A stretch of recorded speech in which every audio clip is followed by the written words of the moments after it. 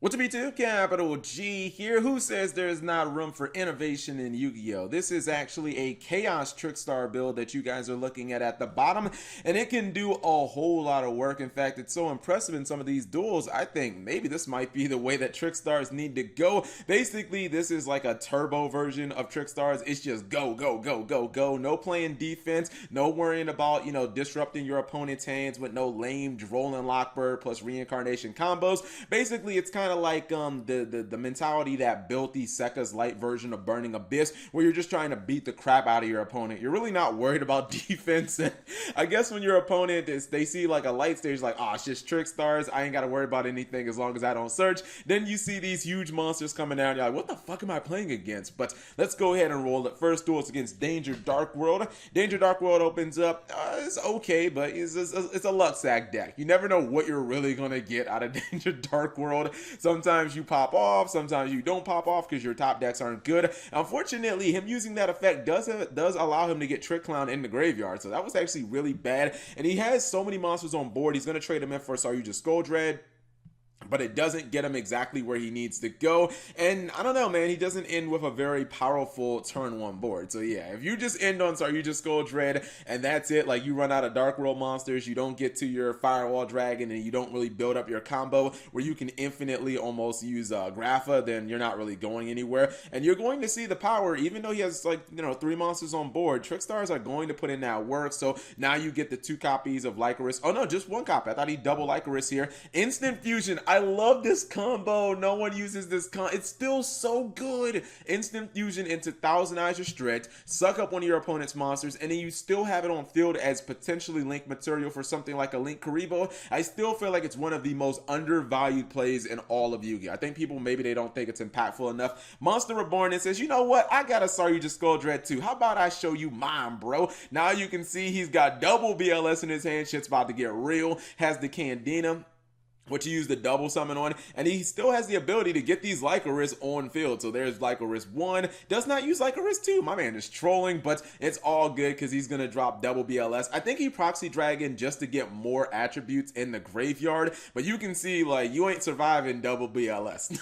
That is not going to happen. Duel number 2 is going to be against a weird version of Odd Eyes and Pendulum Magicians. I'm just going to call it Yuya deck because he ran both of those archetypes in Arc V, so we'll just call it Yuya deck. He's gonna Pendulum Summon, probably trying to go into Electromite here. I don't think he can pop his Purple Poison though, so that's just kind of unfortunate. He does add Art Dragon back to his hand. I don't know about Regeki and Pendulum Magicians as a whole. I kind of feel like I'd rather have Impermanence because the theory, I guess, is going second, Regeki your opponent's board, but Impermanence is just more valuable because then it can just stop them from making the big board and to begin with. And even if they do have the big board, you can use Impermanence to negate their negation monster or force it out or whatever. But you see Trickstars right here, pretty much the perfect go second hand. He would have been able to lock down back row with the multiple copies of Light Stage, and uses that normal summon on Candina, then special summons the Lily Bell, goes for double copies of Lycoris, and then he has not 1 but 2 copies of Mind Control, which allow him to go into Saryuja Skull Dread. Then off that double summon, which I guess even if he was struggling for raw damage, keep in mind he still has a special summon off Saryuja Skull Dread. So this is why this deck can just pump out so much damage. Monster Reborn on Lycoris still has the ability to go for that Thousand Eyes Restrict play,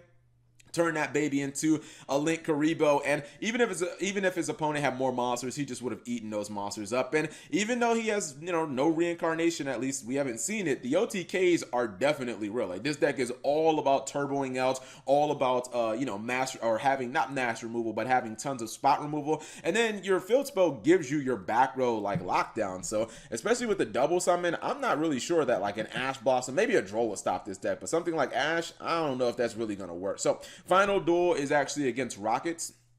Let's see if Rocket Power can get off the ground. Opens up, it's okay. I mean, he has a scapegoat, and his opponent doesn't open up completely godly. Although he does have Jester Confit, Candina, and he has Pot of Desires, which he does not activate. He's playing this one actually. No, he does activate. I'm trolling. He plays this one a little slow. You know what? He could have summoned Sky Striker too. I just realized that he has Sky Striker. He could have removed the Desires. He could have tried to go for some plays, but I don't know. He just decides not to. His opponent has 5 monsters on board with the scapegoat. Gets the full scapegoat Scapegoat off. He discards the Trick Clown during the end phase, and now I think that he has to figure out a way to defend himself here. I think that a Borolo Dragon is going to be hitting the field momentarily. Usually the Rocket players love that card, and he has Monster Reborn. He also has Soul Charge, so he can pretty much just go nuts here. Activates Borolo Dragon's effect. Now here's the problem. Usually you would not be able to respond to Borolo Dragon's effect, but as far as I can tell, as how I understand this is, when the Rocket activates as Chain Link 2, you then can Ghost Ogre your opponent's Borolo Dragon, which is really unfortunate.